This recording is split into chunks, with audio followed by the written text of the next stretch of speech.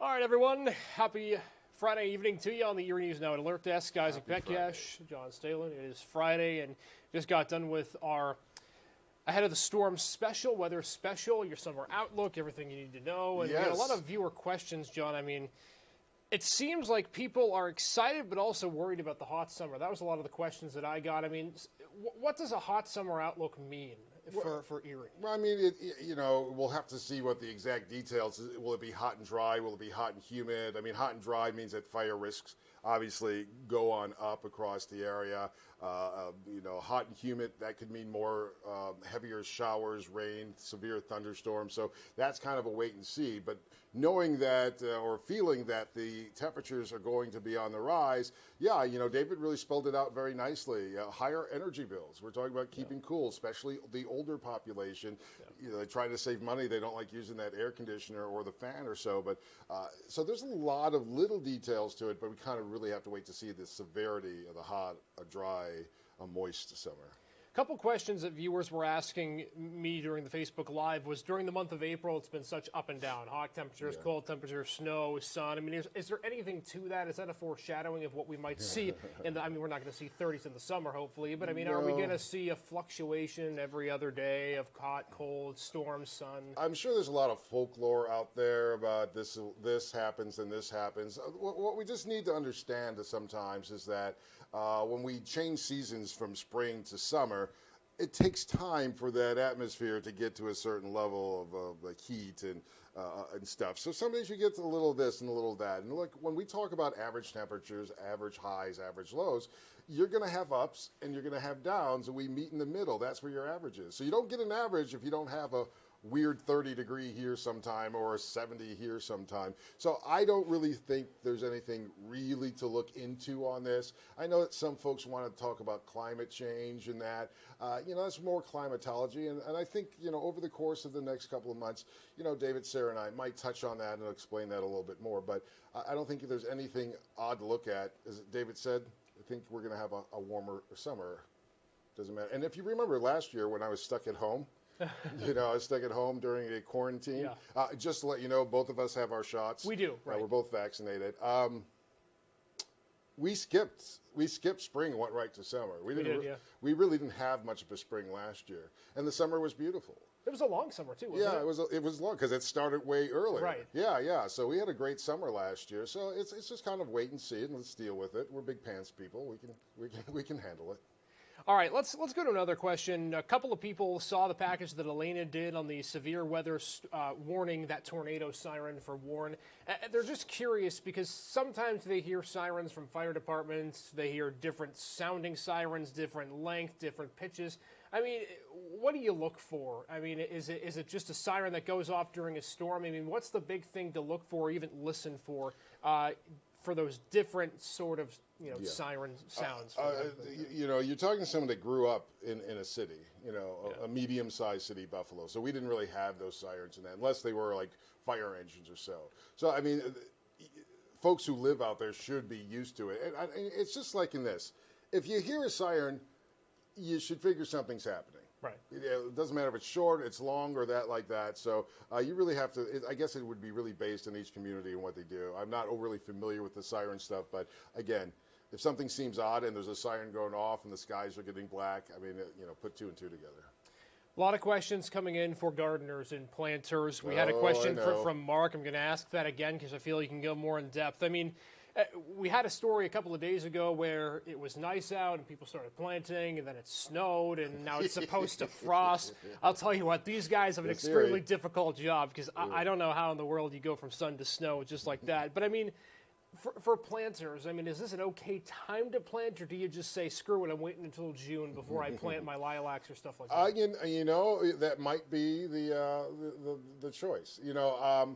I see in the long range in the next couple of weeks not getting too cold, but over the course of the next week, I really see temperatures still staying into that low 40 range.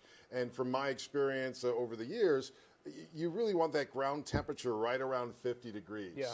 So, I mean, the air could be 70 and 80, but it's that ground temperature. And once you plant in the ground, I think it just kind of stunts that plant from growing and doing what it has to do. And from what I hear, those people who do wait longer who actually wait to Memorial Day, which is like the 4th week of May, their plants do way better than those who planted earlier because the ground was still cold.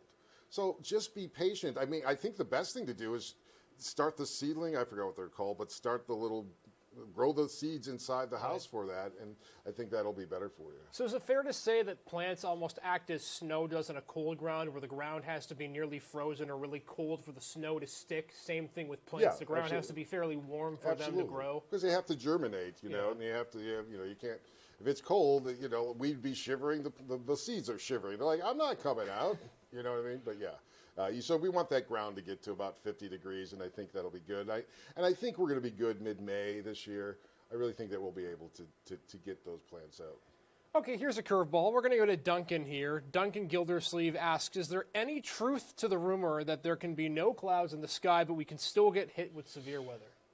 There is, yeah, I mean, yes, in some form. And basically, you can see rain on a clear day. And we call that a sun shower, and I'm sure we've heard that term many times. And basically what a sun shower is, basically associated with when we get some strong winds or even in a rainbow, and this is what happens. Basically there's rain far away, very far away. And basically you got some strong winds that will carry that rain. It'll be sunny above you, but all of a sudden it's raining. And you're like, where's this coming from? Well, usually that wind is carrying that over there. You do need clouds for it to rain for the most part. But nonetheless, that's possible. And also you got a thing called like dry thunderstorms, where it really doesn't rain, but you hear the thunder, you see the lightning, and you might get some wind associated with that too. So, you know, how severe it gets, I don't think it'll get overly severe, but anytime lightning is striking, it can be something to keep your eye on. All right, let's go to questions about flooding. Sarah Tonks was in Mill Creek. She was talking about what Mill Creek did to kind of subside flooding in the last couple of years. But I got questions from viewers saying, I live in Girard, I live in Meadville, I live in Harbor Creek, and I get flooding too.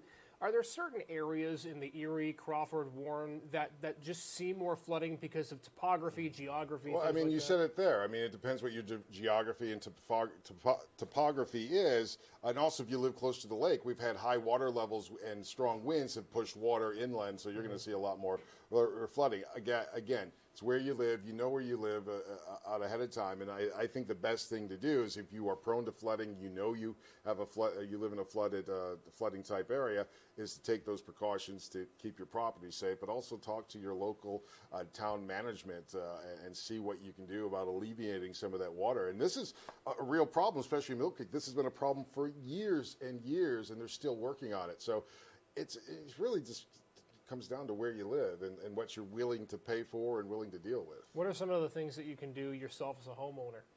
Well, you get the sump pump for one. Yeah, that's a good point. You know, seal the basement up too, and then of course there's drain tiles that you can put in the lawn where the water comes up and it takes it out. I mean, those are the best things that I know that you can do. But nonetheless, it's something that you can talk to a home inspector to see what that is, even a contractor. But I think, but if the water's rising, a foot to 2 feet, drain tile and it's not going to help very much. So you really have to make sure your basement, your foundation is very solid.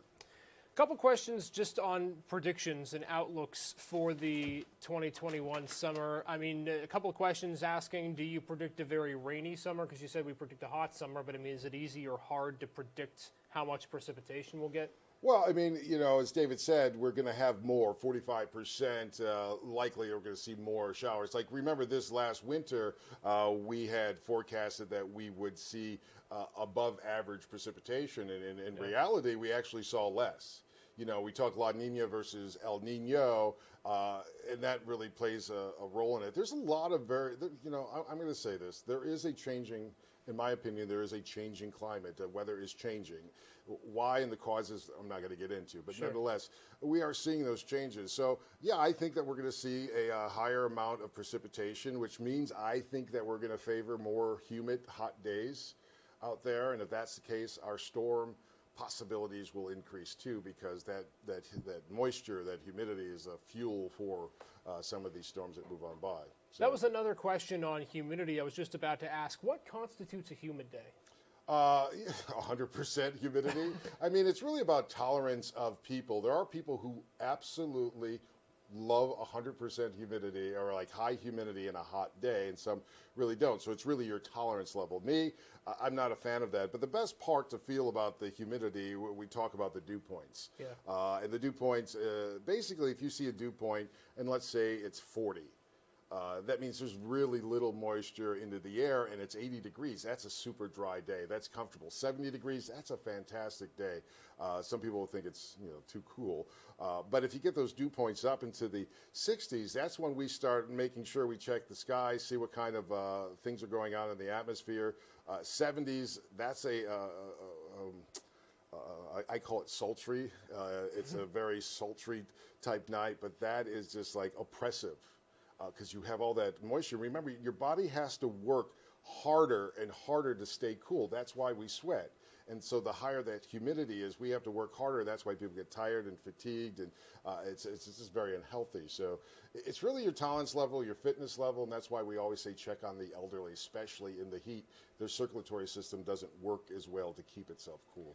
Couple more questions from Facebook Live for John Stalen for our Ahead of the Storm, After the Storm Facebook Live special. The question that I got a lot early on when you were talking to the gentleman of the National Weather Service was that they might do away with warnings and watches.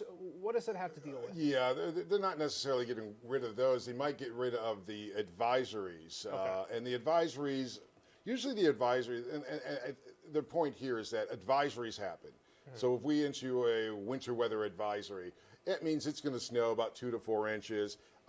Driving is going to be tricky. Usually the advisory is for those who are traveling. That's really basically it. If you're in a car, if an advisory comes out, that means take it easy out on the roadways. And they also have something else that comes out. It's called a special weather statement, which basically says the same thing as an advisory. Over the course of the next hour or two, we're going to see this kind of weather. Please take caution. So what they want to do, they're trying to simplify it because they think that people are inundated with so much information and don't understand it. And I'll give you an example if you have the time. Sure. Just recently, they got rid of lake effect snow warnings. Wow. Because they wanted to simplify it. They put it into the winter storm category. And to me, and I think to a lot of folks, what that lake effect snow warning says that we're going to see some lake effect snow bands. We can pinpoint where those bands are going to be and that. But when you talk about a winter storm a winter weather advisory or putting it into a warning, it covers a wider base, and it's really kind of useless to tell more people. So the lake effect snow warning was very specific. Those people who live in the snow belt know exactly where the snow is going to go. Sure. But long story short, out of Buffalo, the Buffalo Weather Service, in fact, the state of New York, the Department of Transportation and the Thruway Authority that you pay money to when you go into New York, they fought against the National Weather Service to bring that back because those kind of warnings signal to those entities, those agencies, that we need to do something to keep people safe. Yeah. So it's about simplifying. So they may get rid of the advisories and put it into a watch. So watch out that these things are coming. I'm not so sure about that either. Because a watch usually means that conditions are right. We have all the ingredients to make the cake. Will the cake be made? Right. And when it's made, that's the warning. And that's the problem. When you have an advisory, we know that's happening. And then you have a watch, it's like, well, it might happen. So I don't know.